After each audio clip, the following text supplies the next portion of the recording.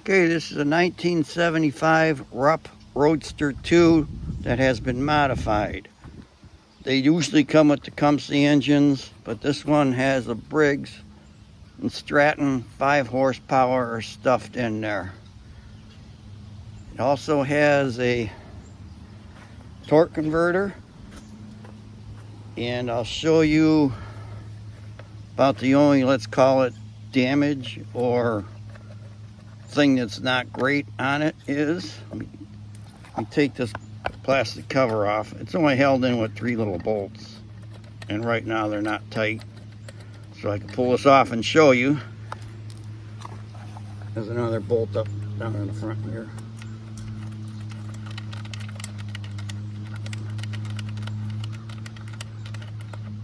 Alright, before I pull that off, it reminds me I need to say, see, these engines on Rupps sit on an angle. There's a slant to them. So if you go to check the oil, you got to put the front wheel up on like a milk crate or something to get the engine level. Because if you try to check the oil with the engine on an angle like that, it's just going to pour out of there. Because you check the oil right down, right there. So just put milk crate on the front tire when you check the oil. Okay, this cover, when you take 3 bolts off, comes right off. And what's not great is this plastic cover. It's right here. You know, it's got my finger sticking through there. See, it's worn through because it came in contact with that pulley. So, it just dawned on me. It'd be easy for you to just cut this section out of here and not worry about it. Or you can get another plastic cover. It's from a 30 series aftermarket torque converter. You can get these things on eBay or Amazon. 30 series belt. In fact, this would be a good time to show you the belt number here. 12-13053. And it's got some more numbers here. 4516-186. So, belt's in good shape now. See, not hard to change. Just gotta get a little impact or something. You know, buzz this bolt out and pull this just not falls, but comes right off the crank. Change your belt, put that on, only goes on one way. Tighten that bolt back up. I use blue Loctite on it. And then this cover, if I can do this one-handed, yep, slips right back on there. And I'll put that on. Then I'll start it. It's cold. I mean, the thing's been sitting for a while. I'll do a cold start and do a little drive around the yard. Show you that it does run and drive. And it's tough to do one-handed, but you know, it's the way it is.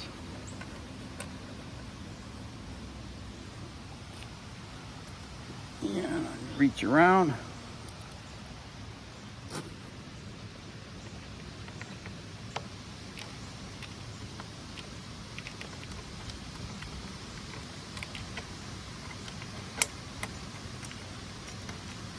Of course, I wasn't smart enough to bring a wrench out here with me. In fact, let me go get a wrench or nut driver. You can just sit here and gander at that for a minute. I'll be right back.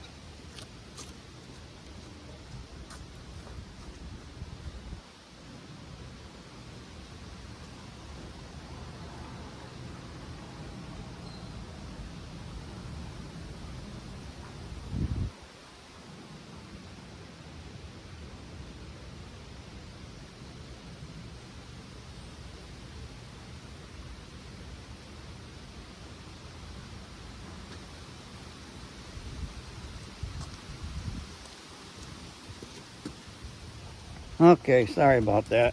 I wasn't smart enough to bring the wrench out here with me when I did video. They're just 7/16 headed bolts. I think they're 1/4 volts.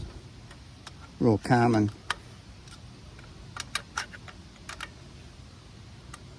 Good enough. And what I do every time when I'm done riding it is I turn the gas off right here on the bottom of the tank. Right there, this little spigot. Turn that off and let the carburetor use up the gas that's in it. So I'm going to turn that on now.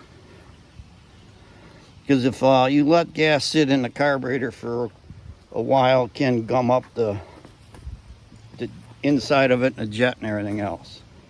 Okay, this carb, a little bit inconvenient to get to the choke, but it's right here. It's a little lever. Forward is choke. In fact, I wrote a little C here and an R there for choke and run. So in run, you just push that back. Okay, we'll choke it. Kill switch here. Make sure that's turned on. And let me start yanking on her.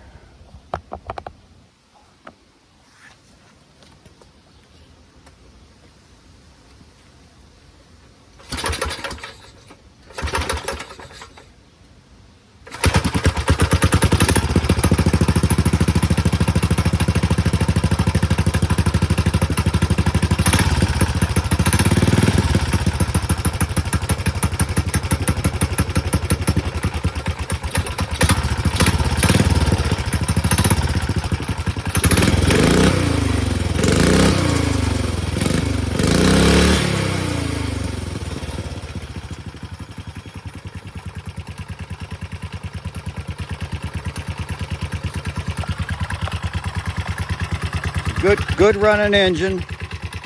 I'm gonna drive around the yard here.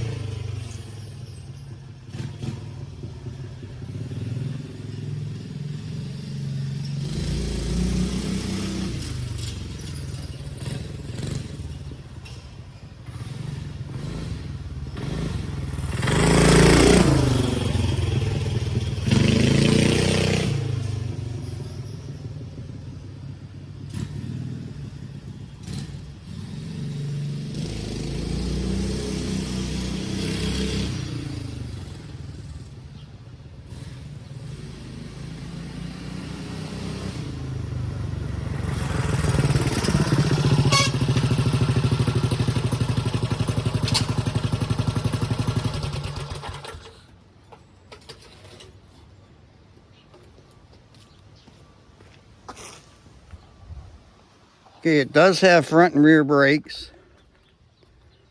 It has an hour meter and a tach. This thing's always on. It's just a liquid crystal thing. Kind of like the old wrist watches. They're just always on. Right now it's only got 2.9 hours. That's since I put it together. So I haven't ridden it much. Put it together in what, 2018 or something like that. Okay, the headlight, it's a Rupp, but it's not perfect. It's got some pitting, chip, it's has a headlight, but it is not hooked up. There's no charge coils on the engine, so there's no lights. I suppose if you put a battery somehow in there, you can have lights, but there's a tail light. The wires are here, and they're right here, just kind of hooked together, not hooked to anything. And one thing on old steel tanks you got to look for is rust inside. Of course, this camera's not going to pick it up. but the tank is real nice inside. It's not a rusted mess. And well, if you have any other questions, let me know. Bye.